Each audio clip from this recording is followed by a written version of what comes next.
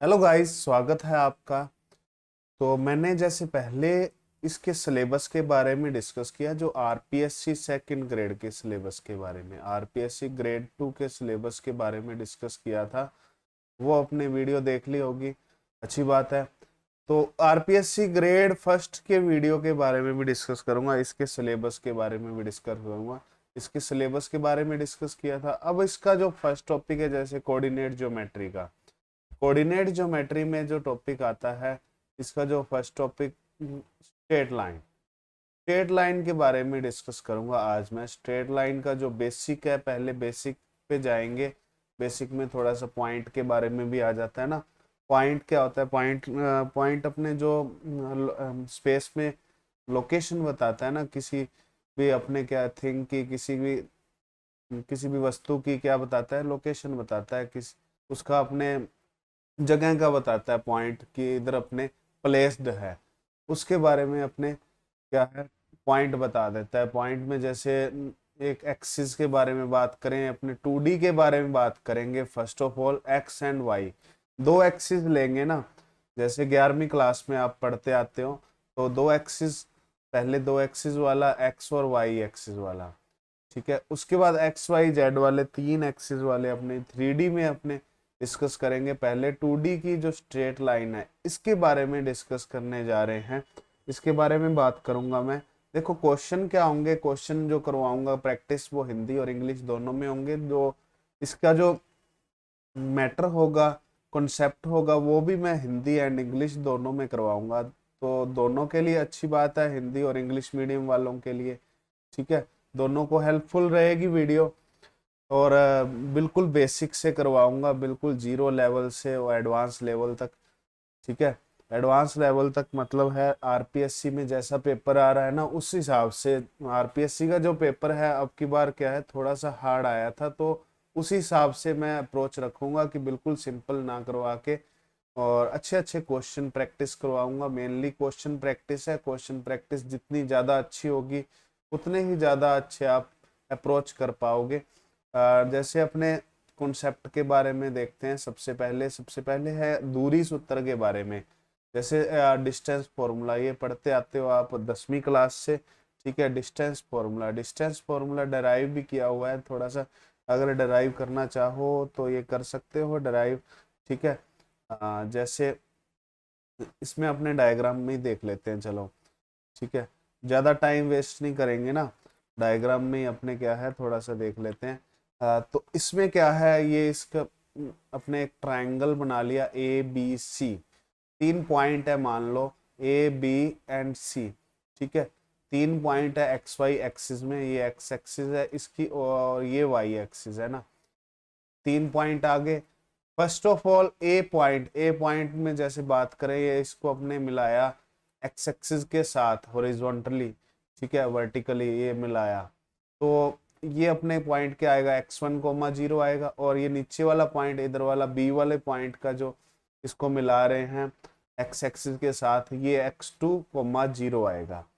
तो इस तरह से ये डिस्टेंस कितनी होगी, ये इसकी दूरी कितनी होगी, x1 होगी। और ये दूरी कितनी होगी, ये x2 होगी। तो बीच वाली दूरी जो कितनी रह जाएगी, ए बी वाली, x2 माइनस x1 रह जाएगी। अपने को दूरी फाइंड करनी है ए सी की दूरी ज्ञात करनी है ना, ए और सी के बीच में दूरी ज्ञात करनी है। दो पॉइंट है ना, ए एंड सी, ठीक है। तो बी और सी के बीच में अपने क्या दिया है, ये डिस्टेंस देखें तो अपने इसको मिलाते हैं। ए पॉइंट को अपने वाई एक्सिस से मिलाएंगे तो 0, y1 आ जाएगा पॉइंट। और सी पॉइंट को वाई एक्सिस के साथ मिलाएंगे तो 0, y2 आ जाएगा पॉइंट। तो ये टोटल डिस्टेंस y1 आ जाएगी और इधर वाली अपनी टोटल डिस्टेंस y2 आ जाएगी। दोनों डिस्टेंसेस आ गई, दोनों दूरियां आ गई। उसके बाद बी सी ज्ञात करनी है। तो बी सी ज्ञात करने के लिए पूरी में से ये वाली y2 में से y1 माइनस कर देंगे। तो बी सी की वैल्यू क्या आ जाएगी, y2 माइनस y1 आ जाएगी। तो इस तरह से ए बी और बी सी आ गया। तो बाय पाइथागोरस थ्योरम, ठीक है, पाइथागोरस प्रमेय से, हिंदी में लिख रहा हूं मैं, ठीक है। पाइथागोरस प्रमेय से किस त्रिभुज में, त्रिभुज ए बी सी में, ठीक है। ट्राइंगल एबीसी में क्या है अपने करें तो ए सी स्क्वायर इक्वल आएगा किसके, A B square plus B C square के इक्वल आएगा। ठीक है, ए सी की वैल्यू क्या आ जाएगी, ए सी स्क्वायर इक्वल टू या फिर x2 माइनस x1 इसकी वैल्यू है ए बी की, और बी सी की वैल्यू कितनी है, y2 माइनस y1 का स्क्वायर है। तो ए सी की वैल्यू यहाँ से आ जाएगी रूट x2 माइनस x1 का whole square plus y2 minus y1 का होल स्क्वायर। तो ये अपने बेसिक था, थोड़ा सा दूरी सूत्र के बारे में सभी को पता होना चाहिए। दूरी सूत्र क्या होता है, तो दूरी सूत्र से काफी क्वेश्चंस बन सकते हैं ना, एक क्वेश्चन इससे आ सकता है, और इसका जो बेसिक यूज है आगे अपने को देखने को मिलेगा। तो ये दूरी सूत्र था, इससे रिलेटेड अपने क्वेश्चन डिस्कस कर लेते हैं। एक मान लो क्वेश्चन है अपने पास, ये लो क्वेश्चन देख लेते हैं। कोई ए पॉइंट है मान लो 4,5 और बी पॉइंट है अपने पास मान लो 1,1, इसके बीच में दूरी ज्ञात करनी है। ठीक है, ए और बी के बीच में दूरी ज्ञात करनी है, तो किस तरह से ज्ञात कर सकते हैं, रूट x2 माइनस x1 का स्क्वायर, इसको अपने x1 y1 मान लें और इसको मान लें x2 y2 मान लेते हैं। तो x2 माइनस x1 का स्क्वायर, x2 की वैल्यू है 1 माइनस x1 ये 4 है। ठीक है, इसका होल स्क्वायर आ गया प्लस y2 की जगह 1 है, माइनस y1 की जगह 5 आ गया, इसका होल स्क्वायर आ जाएगा। ठीक है, ये बच गया माइनस का 3 का स्क्वायर और ये बच गया माइनस के 4 का स्क्वायर। और माइनस 3 का स्क्वायर करें या फिर प्लस 3 का स्क्वायर करें, बात एक ही है, पॉजिटिव ही आएगा ना, ये 9 आ जाएगा, ये आ जाएगा 16 आ जाएगा, ये आ जाएगा रूट 25, 25 का वर्गमूल क्या आ गया, 5 आ गया। तो इस तरह से इसका 5 आंसर आ जाएगा ना। तो ये दूरी सूत्र का जो बेसिक था, बेसिक के बारे में डिस्कस किया। मैंने पहले बताया 0 से शुरू कर रहा हूँ और बिल्कुल बेसिक से शुरू कर रहा हूँ। बिल्कुल जो नए स्टूडेंट है उसके लिए बहुत हेल्पफुल रहेगा, तो नए से नए स्टूडेंट जुड़े, आगे से आगे शेयर भी करें। जैसे नेक्स्ट है सेक्शन फॉर्मूला, विभाजन सूत्र बोलते हैं इसको। विभाजन सूत्र क्या है, विभाजन सूत्र है मान लो, चलो मान अपने देखते हैं, मान लो कोई दो बिंदु हैं ए और बी। ठीक है, ए और बी के बीच में पी बिंदु ऐसा है जो ए बी रेखा को विभाजित कर रहा है m1 अनुपात m2 में। m1 अनुपात m2, m1 m2 कुछ भी हो सकता है, 1:2 हो सकता है, 3:4 हो सकता है, कुछ भी हो सकता है। m1 अनुपात m2 में विभाजित कर रहा है, वो भी क्या है, अंतः विभाजित कर रहा है। अंतः विभाजित का मतलब क्या है, ए बी जो है ए बी के बीच में होगा जो पी पॉइंट होगा। ठीक है, बाहर होगा तो बाह्य विभाजन होगा, अंदर आ गया ना ये पी पॉइंट अंदर आ गया, तो इसका मतलब है अंतः विभाजन कर रहा है। तो अंतः विभाजन कर रहा है, इसका सीधा सीधा फॉर्मूला ध्यान रखना है आपको। ठीक है, पी पॉइंट के निर्देशांक फाइंड करने हो या फिर कोऑर्डिनेट्स फाइंड करने हो पॉइंट पी के, तो इसका सूत्र क्या होता है, m1x2 प्लस m2x1 बटे में m1 प्लस m2 और m1y2 प्लस m2y1 बटे में m1 प्लस m2। ये अपने इसके क्या आ गया, सूत्र आ गया। ठीक है, ये फॉर्मूला आ गया इसका। उसके बाद क्या है, एक्सटर्नल डिवीजन। एक्सटर्नल डिवीजन मतलब बाह्य विभाजन। बाह्य विभाजन का मतलब है पी पॉइंट जो है बाह्य विभाजित कर रहा है ए बी को, मतलब ए बी को बाहर से विभाजित कर रहा है ये पी पॉइंट। ठीक है, इसको ऐसे भी बोल सकते हैं, जो बी पॉइंट है एपी को अंतः विभाजित कर रहा है। बी पॉइंट तो अंतः विभाजित कर रहा है ना, और पी पॉइंट क्या है, ये बाह्य विभाजित कर रहा है किसको, ए बी को।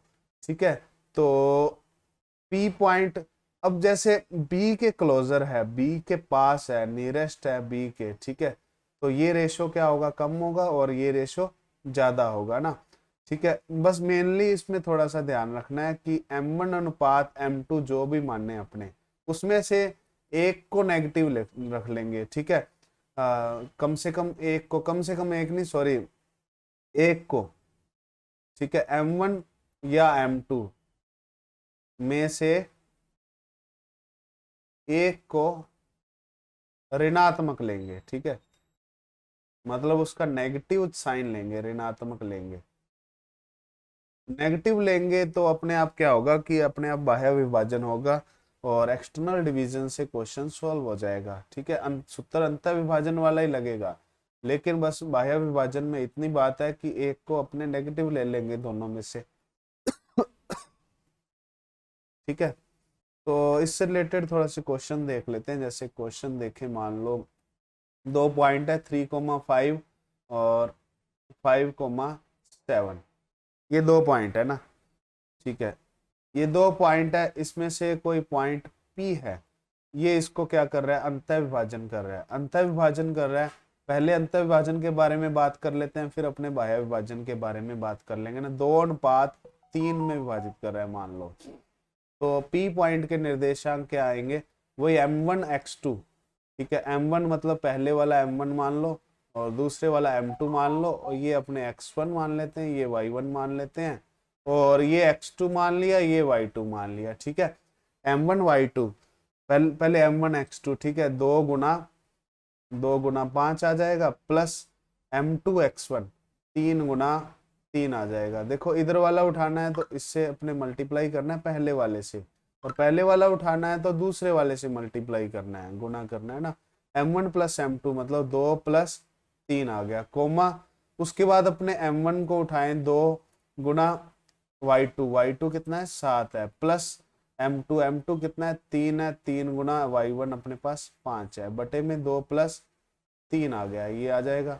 उसके बाद क्या है, इसको मल्टीप्लाई करें, 2 5 10, 10 और 9 19। ठीक है, ये 19 आ गया, बटे में 5 आ गया। उसके बाद 2 7 14, 14 और 3 5 15। ठीक है, 14 और 15 आ गया 29, 29 बटा 5 आ गया, ये इसका उत्तर आ जाएगा। ठीक है, ये अपने क्या था, अंतः विभाजन, अंतः विभाजन वाला था। अब बाह्य विभाजन कर रहा है। ठीक है, बाह्य विभाजित कर रहा है। बाह्य विभाजित का मतलब क्या है, चलो देखते हैं बाह्य विभाजन में। मान लो कोई बाह्य विभाजन कर रहा है ए बी को। ठीक है, मान लो यहाँ पे है पॉइंट बी के पास में है ना। ठीक है, बी के पास है और ए से दूर है ना, तो यहाँ पे अपने जो आएगा इसका जो ये डिस्टेंस 3 आएगी।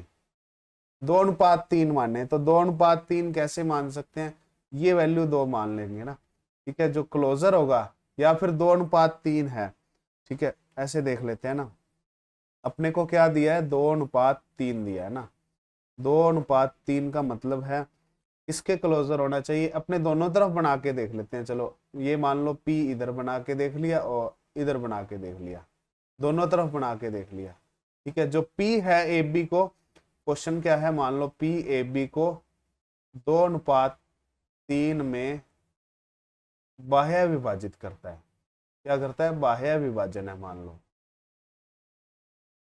ठीक है, बाह्य विभाजित करता है। देखो पॉइंट कहाँ पे हो सकता है, ए के पास में होगा या फिर बी के पास होगा, ये कैसे बताएंगे अपने। 2:3 में विभाजित कर रहा है। देखो मान लो अपने पी को अपने बी के पास माने, तो 2:3 करेंगे। ठीक है, 2:3 करेंगे तो एपी 2 हो जाएगा और बीपी 3 हो जाएगा, ये तो गलत हो जाएगा ना। ठीक है, पी बी के पास हो गया तो 2:3 पॉसिबल नहीं है, नहीं है ना पॉसिबल, क्योंकि एपी एपी की डिस्टेंस क्या है, एपी की दूरी ज्यादा है बीपी की दूरी से। ठीक है, तो ये पॉइंट क्या होगा, हमेशा उस तरफ होगा जिस तरफ क्या होगा, वैल्यू कम होगी। ठीक है, रेशो कम होगा ना।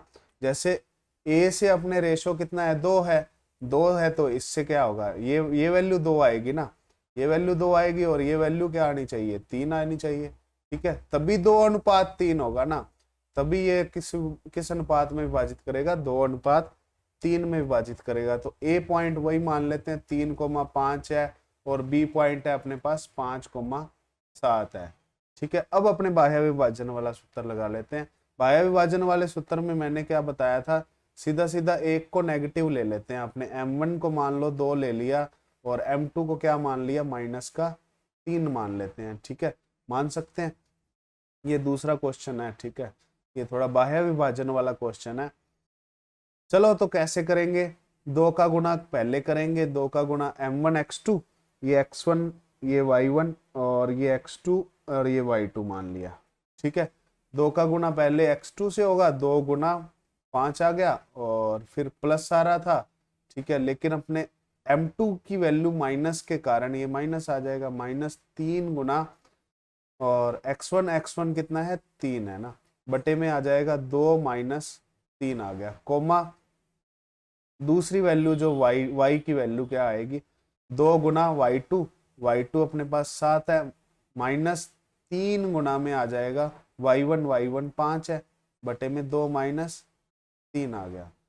तो ये चीज है। उसके बाद क्या है, 10 माइनस अपने 3 3 9 बटे में माइनस का 1 और 2 7 14 माइनस में 15 बटे में -1।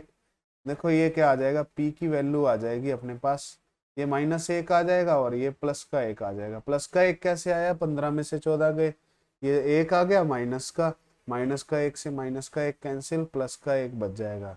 तो इस तरीके से अपने जो बाह्य विभाजन है, अंतः विभाजन से रिलेटेड क्वेश्चंस हैं, उसको सॉल्व करना है। देखो बाकी नहीं समझ आया कोई दिक्कत नहीं है, इसकी जो क्वेश्चन प्रैक्टिस है अलग से करवाऊंगा मैं। क्वेश्चन बेसिक समझ लीजिए, बेसिक में क्या है, बेसिक में थोड़ा सा समझने वाली बात है। ये फॉर्मूला है और बाह्य विभाजन में m1 या m2 में से दोनों को एक को नेगेटिव लेना है, बस और कुछ नहीं करना। चलिए नेक्स्ट देखते हैं। नेक्स्ट मध्य बिंदु। मध्य बिंदु वाला कॉन्सेप्ट क्या है, मध्य बिंदु में क्या करेंगे, m1 m2 दोनों को एक ले लेंगे, ठीक है। दोनों की वैल्यू एक ले लेंगे ना, जिससे कि आएगा p की वैल्यू आ जाएगी x1 + x2 बटा 2 और y1 + y2 बटा में 2 आ गया, ठीक है। सीधा सीधा आ गया ना। एक क्वेश्चन है जैसे 10वीं क्लास का क्वेश्चन है, वो देख लेते हैं अपने। जैसे कोई व्रत है, ठीक है, व्रत के क्या दिए हैं, मान लो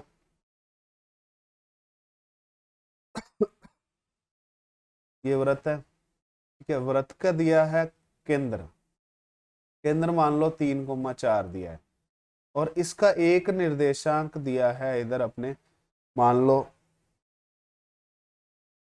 1,2 दिया है, ठीक है। तो दूसरे सिरे के निर्देशांक ज्ञात करने हैं, ए ये ओ मान लो, ये बी मान लेते हैं, ठीक है। तो ओ क्या है, ए बी का मध्य बिंदु है, ए बी का मध्य बिंदु है ना।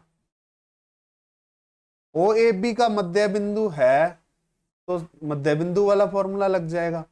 मध्य बिंदु वाला फॉर्मूला क्या है, x की वैल्यू x1 + x2 बटा में 2, ठीक है। x की वैल्यू तो दी है बीच वाली, ये x1 y1 मान लेते हैं, ये मान लिया x, y और ये मान लिया x2, y2, मतलब x2, y2 अपने ज्ञात करना है, ये फाइंड करना है ना। बीच में x की वैल्यू 3 आ गई, बराबर x1 की वैल्यू 1 आ गई, प्लस x2 बटा में 2। अब 2 का तिरछा गुना करेंगे, 3 दूनी 6 बराबर 1 + x2, तो यहाँ से x2 का मान आ जाएगा 6 - 1 बराबर 5 आ गया।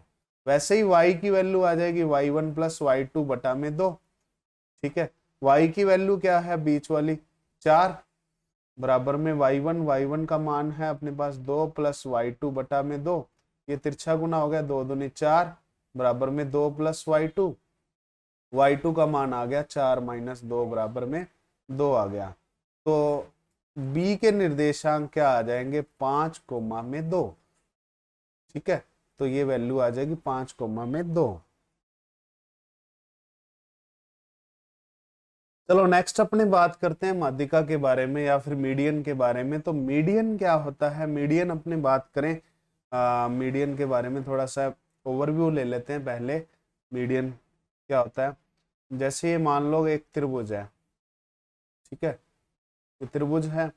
त्रिभुज के जो मध्य बिंदुओं को, शीर्षों को मध्य बिंदु से मिलाने वाली रेखा, उसको क्या बोलते हैं, माध्यिका बोलते हैं। ये मान लो ए बी सी, ये एडी क्या है, इसका माध्यिका है, ठीक है, या फिर मीडियन है, ठीक है।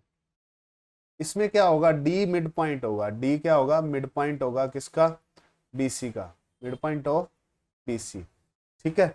ये थोड़ा ध्यान रखने वाली बात है, बस डी को क्या लेना है, मिड पॉइंट लेना है। ऐसे ही अपने दूसरी माध्यिकाएं भी बना सकते हैं, बी से अपने बीई, ठीक है, ये अपने सी एफ बना सकते हैं ना, ठीक है। ये 3 माध्यिकाएं अपने बना ली, तो वही चीज है, ए डी बी और सी एफ, ये अपने 3 माध्यिकाएं बना लेंगे ना।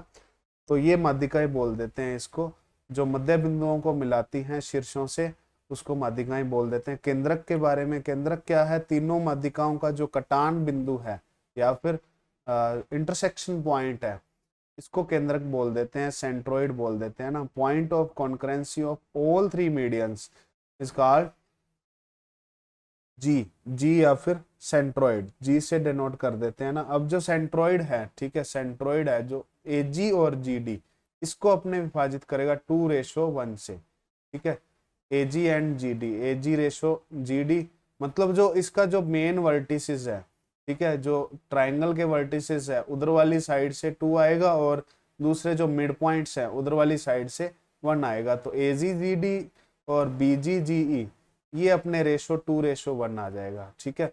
और दूसरा आ जाएगा, तीसरा आ जाएगा सी एफ और सॉरी सी जी जी एफ, ये भी रेशो 2:1 आ जाएगा। तो ये अपने सेंट्रोइड और इसके बारे में, मिड पॉइंट माध्यिका और दूसरे केंद्रक के बारे में ना। Point of concurrency of all three medians, ठीक है, ये अपने सेंट्रोइड बोल दिया इसको। जी डिवाइड करेगा मीडियन को 2:1 में। इससे रिलेटेड क्वेश्चन बन जाता है, 2:1 से डिवाइड कर रहा है। मान लो क्वेश्चन में गिवन है, ठीक है, क्वेश्चन में अपने पास गिवन है कि जी पॉइंट जो सेंट्रोइड गिवन है इन ट्राइंगल, ठीक है, in triangle A B C, ठीक है, एक त्रिभुज ए बी सी में सेंट्रोइड, सेंट्रोइड गिवन है, ठीक है, सेंट्रोइड, सेंट्रोइड अपने को गिवन है, मान लो -2, -3, ठीक है, -2, -3 एंड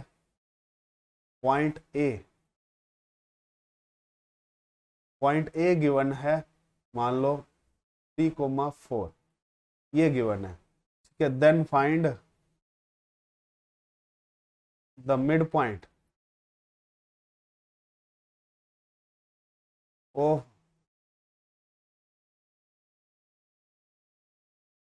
BC, या फिर मान लो मिड पॉइंट ऑफ BC, हाँ ठीक है, ये फाइंड करना है। ए से अपने क्या कर रहे हैं, एक मीडियन बना रहे हैं ना, ये मान लो क्वेश्चन है, ये इसका डायग्राम बनाएं।